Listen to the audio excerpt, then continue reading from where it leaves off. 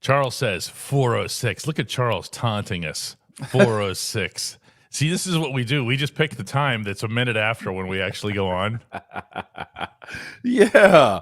Come on, Charles. Have faith in us, man. Look, 406. Who do you think we are, man? A bunch of rookies or something? Yeah, Charles. What's up with that? Jeez, DK, you want to go ahead and get this thing started before we bloviate even more with Charles? Not without a bell, I don't. No, there she is. Okay.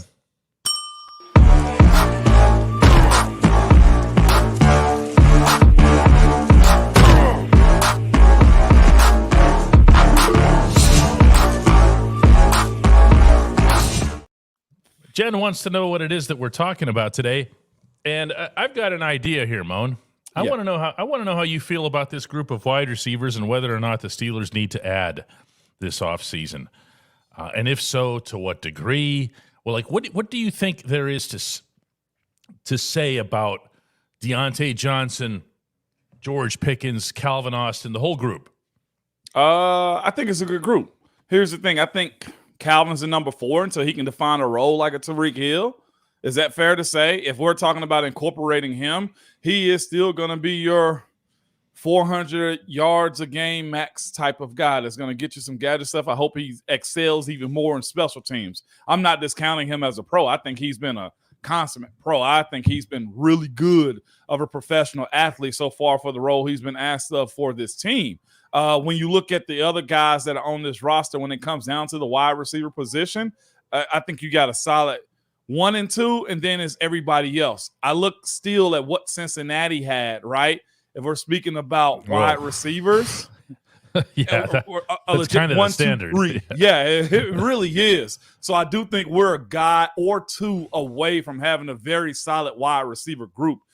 Think about it. Your 1, 2, and 3, who can definitively say what those 1, 2, and 3 is? You got Calvin Austin, probably a 4. Miles Boykin, probably a 3, maybe, but you can upgrade it. Deontay George and Allen Robinson. Allen Robinson, who's an aging vet in the league. So there's room for 1 or 2 young guys. Wouldn't hurt to actually get one in the second round. Heck, are we at a point to where we can start taking luxury picks like a wide receiver in the first round if it's there and you really like them? I have a couple observations related to the receivers, and I know they take their share of hits, especially when it comes to, drama stuff, although they're not as dramatic as certain predecessors. They were able to be consistent over these last 4 games in particular. They had the fewest drops in the NFL. Did they? Yeah. And if you think about it, it makes sense. It'll resonate with you. For example, the game where Mason Rudolph was 18 of 20. Okay? Yeah. It actually should have been 19 of 20, but Deontay reached back with his right arm to try to slow the other guy down instead of just going to catch the football. Yeah. There weren't drops. Yeah. No matter what you could say about them, you couldn't throw drops at them. And I'd like to think that that's a sign of their maturity, in particular George Pickens, because Pickens was used in different capacities over that past month. You notice that. He wasn't just the one-trick pony. He was being given the ball in all kinds of situations. Mm-hmm. So I felt like the two of them, I don't know. Between Deontay and George, there has to be another level, and Deontay's not exactly the new kid, so I don't know that he's got another gear that he can hit or if he just is who he is. But I also feel like I wonder if it isn't the 3 that's missing. Yeah. Like, you mentioned the Bengals, Moan. Yeah. You know who's a free agent? T. Higgins. And Tyler Boyd. From Pittsburgh. Cincinnati? Tyler's from Pittsburgh. Yeah. From Claire. Guess where T. Higgins from? Yep. Tennessee. I actually knew this. Because his fan base down here is, oh my God, they're salivating over the fact that he can come back home. But yes, you're 100% correct. T. Higgins might not be the guy, but I think someone like Tyler, would be a really, really strong fit and maybe get you what you'd hoped to get from Allen Robinson and those guys. Do you know what I'm saying? Yes, 100%. And again, Miles Boykin is the next youngest guy behind Deontay. Is in year 5, I think is what he just finished here in Pittsburgh. So you'd love to see him get a bigger role, but here's the thing, too, about the wide receiver position. If by year 5 we don't know his name as much as we need to, he's probably not the guy to make you those type of plays. I'll mention a name to you. You're going to be like, oh, yeah, you want to hear one more? If we're throwing names out, Gabriel Davis. Okay. You see the difference? Yeah, but I think if the Steelers are going to have X amount of money involved in this, and they do have X amount, it's a finite amount. I don't know that wide receivers where you'd be spending it, especially when you can draft in the second round and get yourself someone who can walk right onto the football field. That's why I'm thinking more along the lines of a Tyler, than I am, someone else here. I love the fact that Dietrich was actually in on this too. He put this up. Tyler Boyd, like right away, he put it up before I even said the name. Yeah. Yeah. And I think here's the pathway to doing that, man. Shout out to Cool Rays. First time seeing you in here. A 3rd or 4th round pick. I think this year's draft is probably as deep as far. I'll say this, is probably better talent-wise than it has been in years past. From the O-line, I think the quarterbacks is better than it has been in years past. I think looking at the running backs that's in this one, only question marks I have in this group is what are the linebackers going to look like? Defense is, I think, just as solid too. But, of course, we get to the nooks and crannies of this type of stuff. We'll figure it out. Third round at the latest for a wide receiver for me. I'm not sure if this team is at the point to where they can start making luxury picks. Like if the best available person on the board is probably a wide receiver, all right, I like that idea that you take them, but do we necessarily have to get them? I'd much rather take a first-round inside linebacker that I think could be a Pittsburgh Steeler. That's the other portion of picking the next inside linebacker in the first round to me. Is he a Pittsburgh Steeler? And I think you know what that means. Yeah, I do, and I also know that Tyler Boyd has embodied that pretty much his whole life, except for the years he's been stuck in Cincinnati. Yeah. This is a guy that I'll tell you what, I had so much respect for him, both at Clairton and where I covered him, and then on to Pitt, where I thought he was just a superstar in waiting. I don't know that he's been that in the NFL, but he's been a very, very good player. And this right here from Swan, adding Tyler Boyd would really make all of the receivers a threat. That's an interesting way of looking at it, So here's the thing. I've tried to make sure we have some type of information. I'm not a huge numbers guy unless I need them. But I ended up going to Spot Track just to see what his market value is as far as what they project him to make. And that can go high, that can go low also, but it has his estimated market value is about $8.7 million a year. They cultivated a deal that said it's 3 years, $26.1 million. Pittsburgh can fit that under their cap, DK? Oh, you know who's in charge, right? Oh, my. They can make that happen, man. We're talking about $8 million for a guy that's about to be 30 at the end of 2024. I think that's an appropriate deal for a guy that still is making plays for his team. This last year, Tyler Boyd, I think, had about 600 yards receiving, over 650. We're talking about a number 3 guy. If you got the George 1, Deontay 2, however you want to flip it, and then Tyler Boyd 3, I can live that life. But, heck, if they can take Mike Hilton, then we can doggone sure take one of their wide receivers too, right? Yeah, I think that there's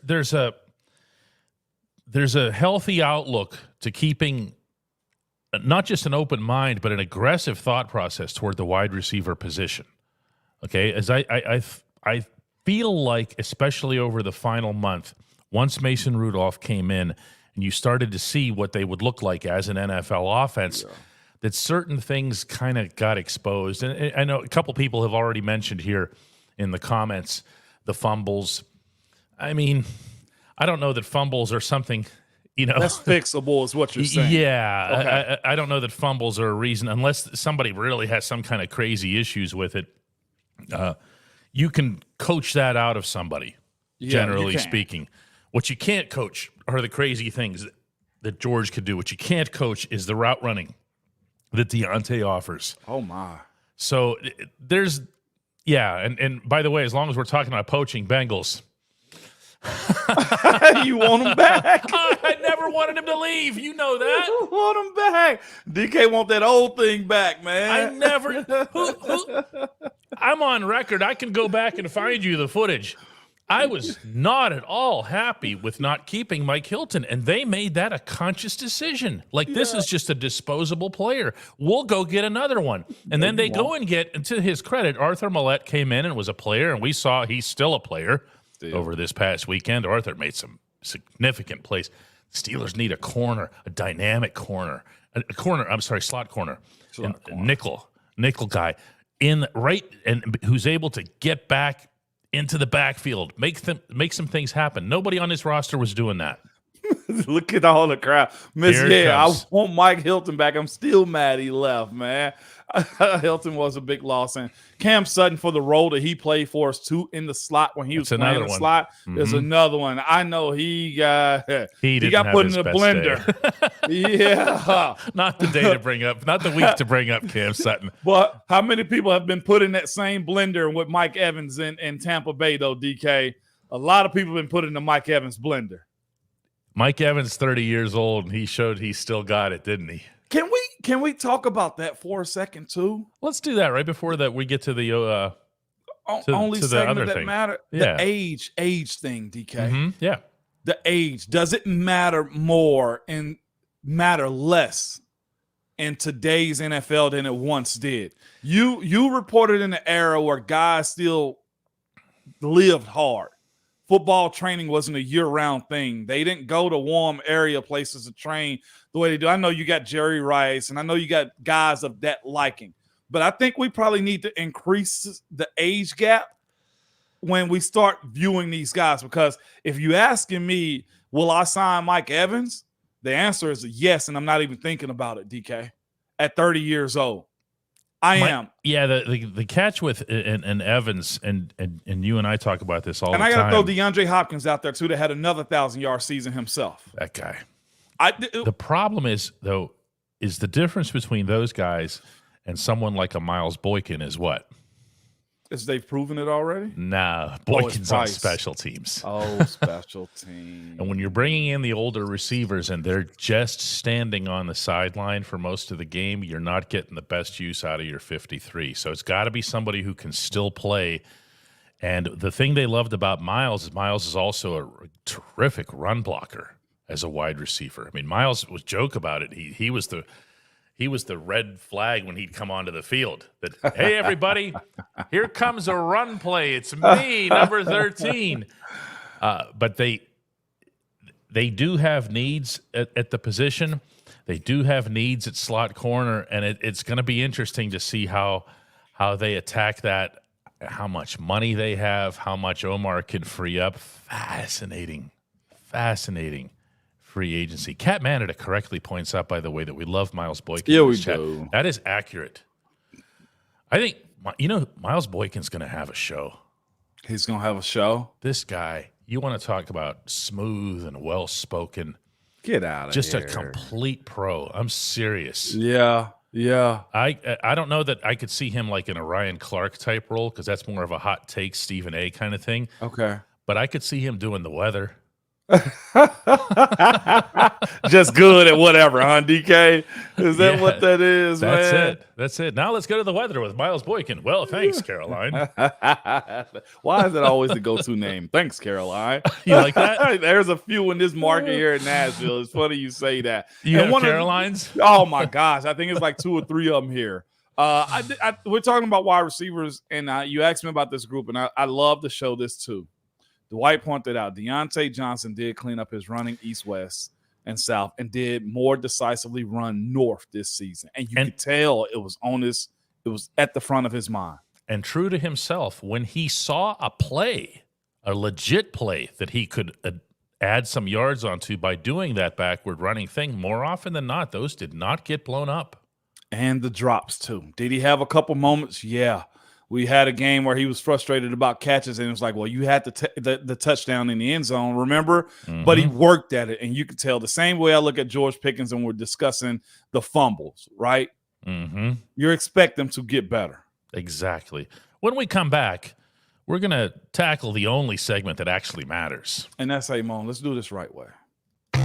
At DK Pittsburgh Sports, we take pride in coverage that connects our city's fans to their favorite teams.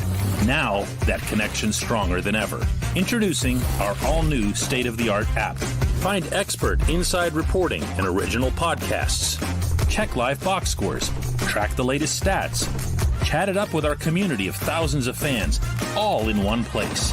The new app from DK Pittsburgh Sports. Coverage that connects. Hyde Daddy has an interesting observation before we get to the questions. He says, I love that Deontay cleaned up the yak and the drops. Now, if he can keep his emotions in check, he should be solid. You know, I'm not one of those people who's prone to going along with every Tomlinism that exists, but I'd rather say woe than sick'em is arguably one of his healthiest. You know, he'd rather rein them in than to try to motivate them or to energize them. That's a line there, isn't it, Moan? Yes, it is, man. Again, the passion is a part of that elite status that those guys have when you're playing at that level, right? Being upset and having that emotion, to me, you never get mad at it. Do you have to check it every once in a while? Yeah, you do. But you know what you love? A player that actually cares and show it, then one that's nonchalant, and you got to question, are they involved in it? You never got to question where Deontay sits in this situation. Tom knows how to get a segment started. Look at that one. It's almost just like, you know, the South American soccer announcers. Yeah. Goal! Yes, man. Are we ready? Here we go. Let's do it. Wayne Williams says, hey, Bone, is it harder to find a corner or an interior offensive lineman given how long they take to develop? Ooh, that is a great question, Wayne. Depends on if you have somebody on the all-rookie team or not. Let's give some props here today to Joey Porter Jr. for making the NFL's all-rookie team, and deservedly so. Yeah. It's probably finding a guard, interior offensive lineman, because there's so much to have to go into it. At least at center, that corner, you can work on your athletic ability, but you understanding that you have to go up against D linemen who's been in the league 7+ years that are probably stronger, wiser, and quicker than you at the reaction time that you're going to have. I think interior O-line is a little bit harder to find those types of guys, because here's the thing, too, to your same point. A guy can be mediocre, very mediocre, in his first 2-3 years and then turn into a stud. Like, that happens, I feel like, more on the interior, because you got to earn those reps, and you're hitting, and you also got to make sure you can work good to the guy to the left and to the right of you. A corner, Sauce Gardner came out hot. Joey Porter Jr. had his transgressions early, then he came out hot. Witherspoon came out. Like, you can name all the young corners, but you can't really name a young interior offensive lineman until about 1 or 2 years later. Lori says, hey, Moan, who do you prefer, Zach Robinson from the Rams or Cliff Kingsbury, formerly of the Cardinals?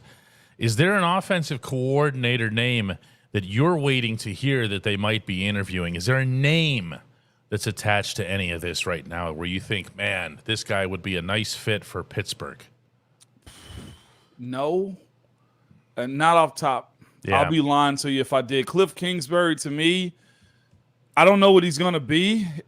He keeps falling upward, doesn't he? He does.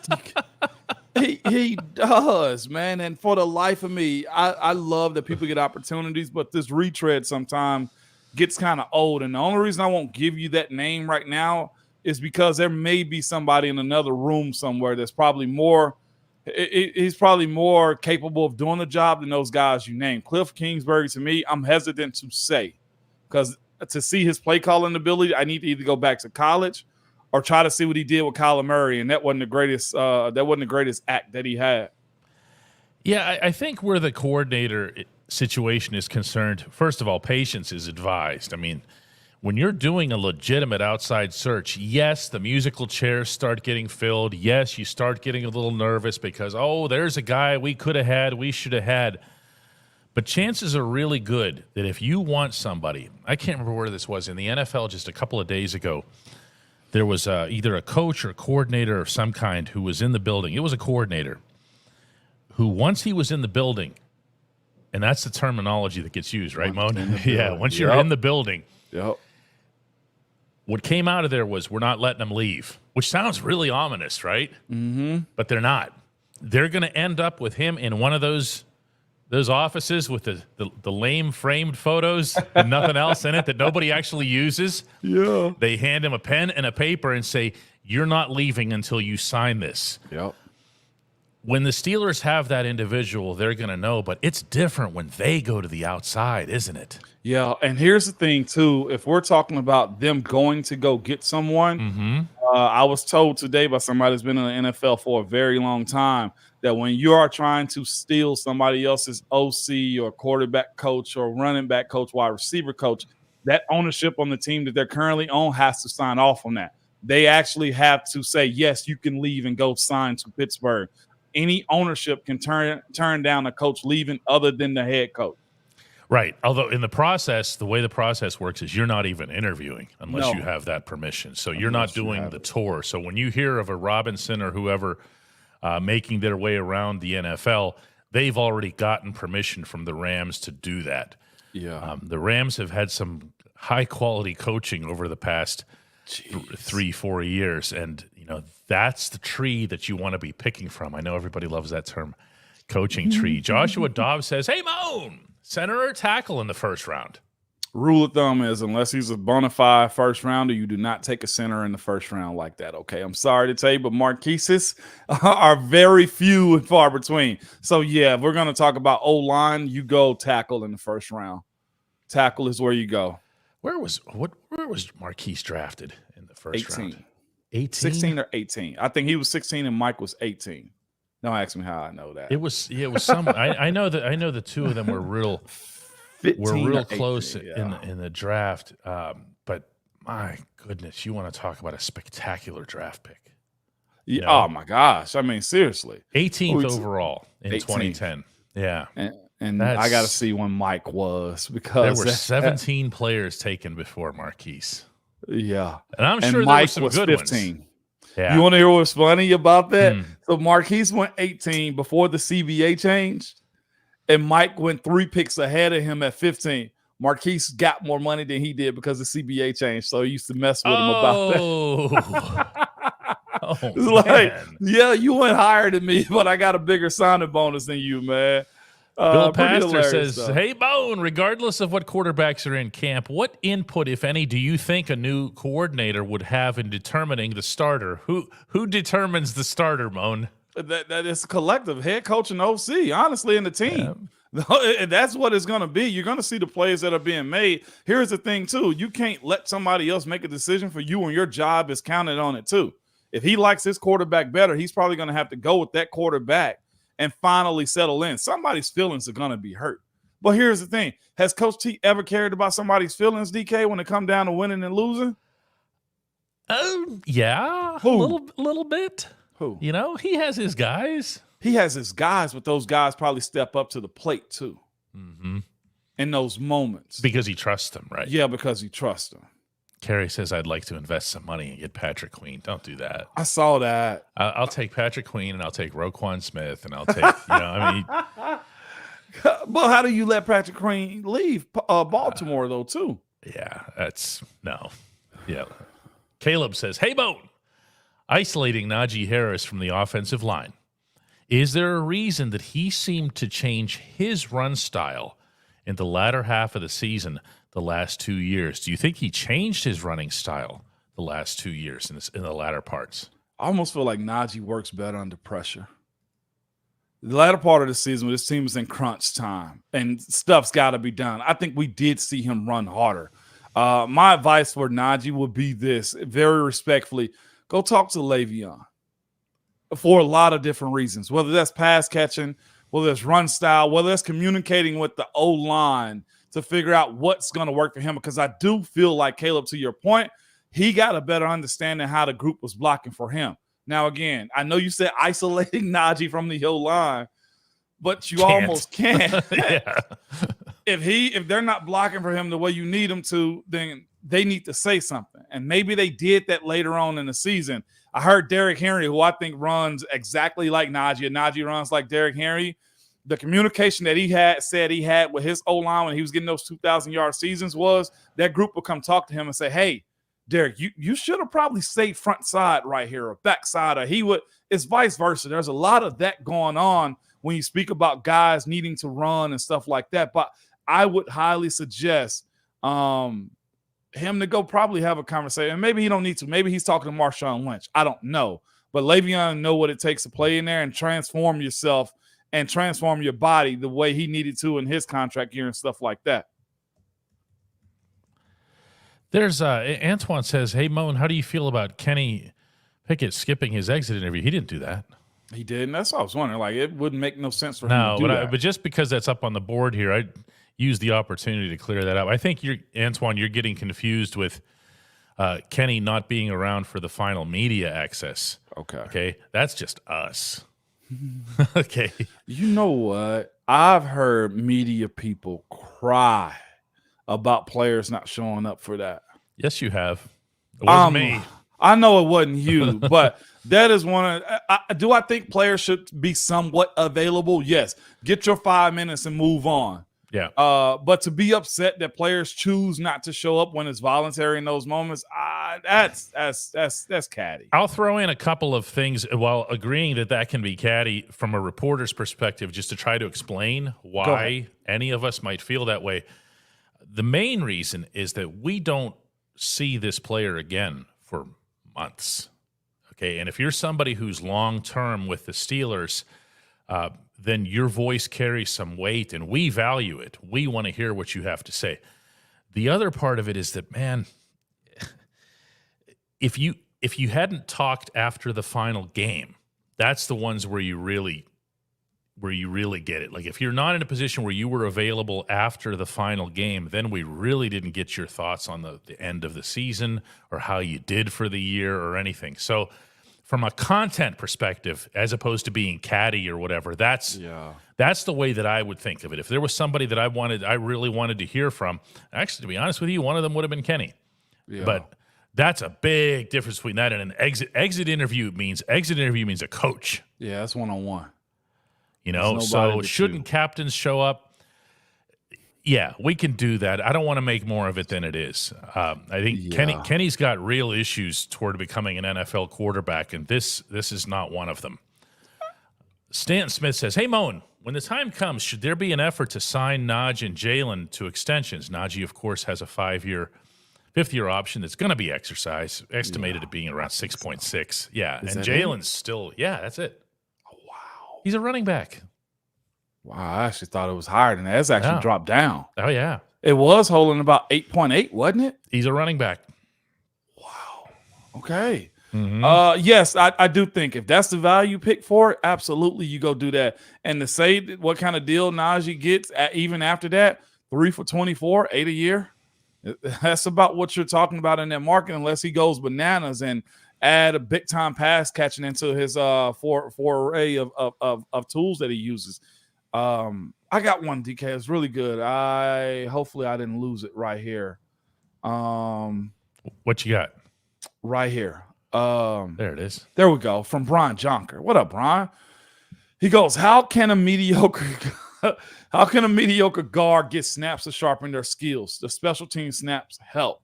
Not really for a guard on special teams. Here's the thing, too. You got to have somebody that somewhat believes in your ability to get better.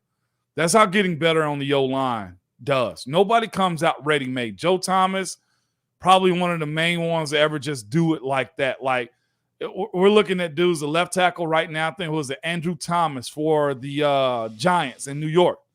He got better in year 3, too. You got to have a coach that understands the process and just continuing to let you get steps. And you don't watch the failures as much if they start to clean them up. It's a matter of reps all the time. And you got to be trusted that you're getting better each and every year. I was a guy that got better each and every year, and coaches believed in me that I was going to do that too. So it's case by case, but it also comes when you have good teams or bad teams. Bad teams always looking to change players. Good teams somewhat find a way to get steady and hide bad play at times. CT Pittman says, hey, Moan, do you think Keanu Benton will be anywhere near as good as Stephon Tuitt was? It's looking like it. And I'll be honest, I don't think we even got to see the best of Tuitt. I don't think we got to see the best of Tuitt. I think so much of him as a player and as Tuitt, yeah. But I'll tell you what, when you hear the Steelers evaluators, that includes Tomlin, and Tomlin himself said at the season-ending press conference that he believes that Benton is on the cusp of dominance. Dominance was Tomlin's word. Okay? That's not the first time that he's brought that up. I think it also has to be recognized that Benton was pretty deep into a rookie season, into a 17-game schedule for the first time in his life. Yeah. That's why we didn't hear, 18 games ultimately, that we didn't hear his name as often over these past few weeks. But the coaches see on film stuff that maybe not Ramon, obviously, but people like me and you watching this won't recognize. They see stuff that Benton is doing that they believe has a very high ceiling. Watch him. Just watch. If y'all got the all 22, you tell us. What do you see? Or NFL, I see great hands first. I see him being explosive at the line of scrimmage second. I've heard about the hands. I see him taking on responsibility, not one but two dudes at a time. If he ain't making the play, which D tackles or no tackles like him rarely do, he's effecting the play to let others make plays for him. It was a portion of the season where he was commanding multiple dudes to look at him. I like Keanu. Again, I think he's headed that way. He's a bigger body to me than what Tuitt was. I got to watch and see what the twitch was because Tuitt was very quick twitch. Steph was just such a monster. More than anything else. You're the one who had to deal with him, Moan. Yeah, the heck I did, okay? We didn't get all of Tuitt, man. It was that close, man. And of course, you never criticize a player for walking away from family issues, man. No, that was certainly an extraordinary circumstance on top of everything else here. CK wants to know, hey, Moan, how much freedom do you think the new offensive coordinator will have with Tomlin? How much, even in your time, influence did Tomlin have on the offense, or was he mostly just hanging out with the defensive guys? Coach T's not a micromanager. He's not. If the plan is good, we go with the plan. Bruce Arians, I told you guys, used to walk into the room and said, this is what we're doing. And he probably had to sell Coach T on it in those team meetings and stuff like that. Yeah, in the staff meetings and stuff.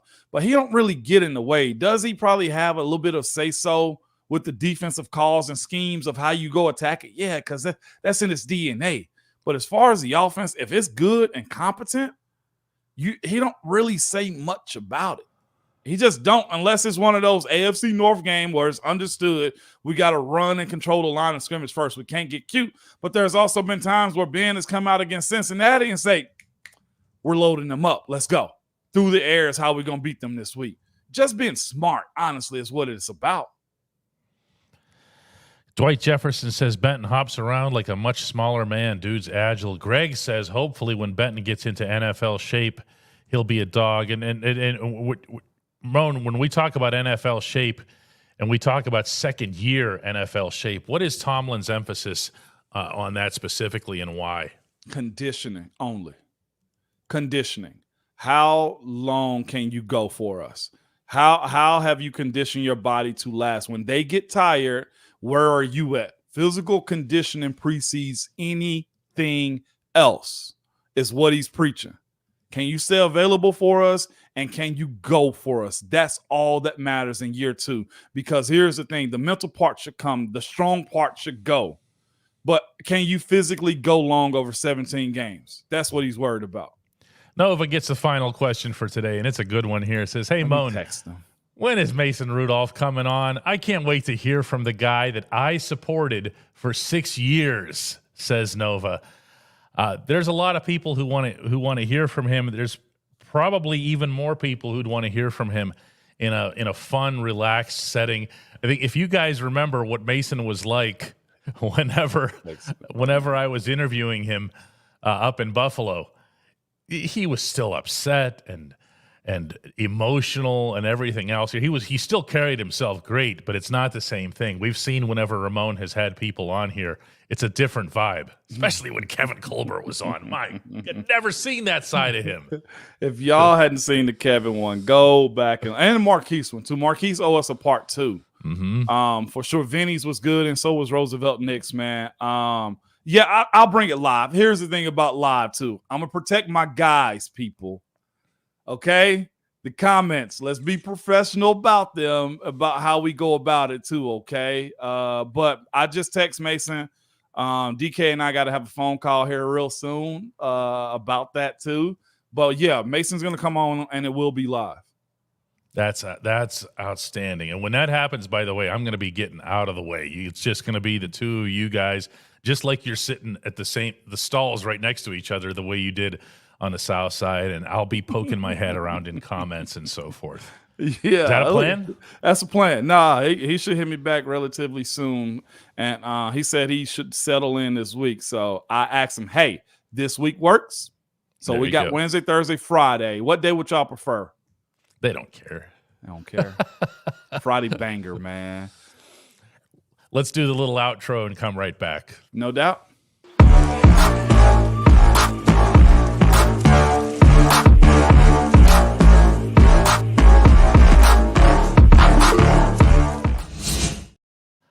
I got to tell you, this might be my favorite show we've had in a while. It is. I like this. This is real chill, but it's pure football. Yeah, it's. I think we're going to start kind of settling into that point of the preseason, the off season, where it's kind of like, all right, this is over. Yeah. Let's start looking at this roster instead of, I got to get rid of this guy, get rid of that guy. You know what I mean? The way the in-season ones go. Yeah.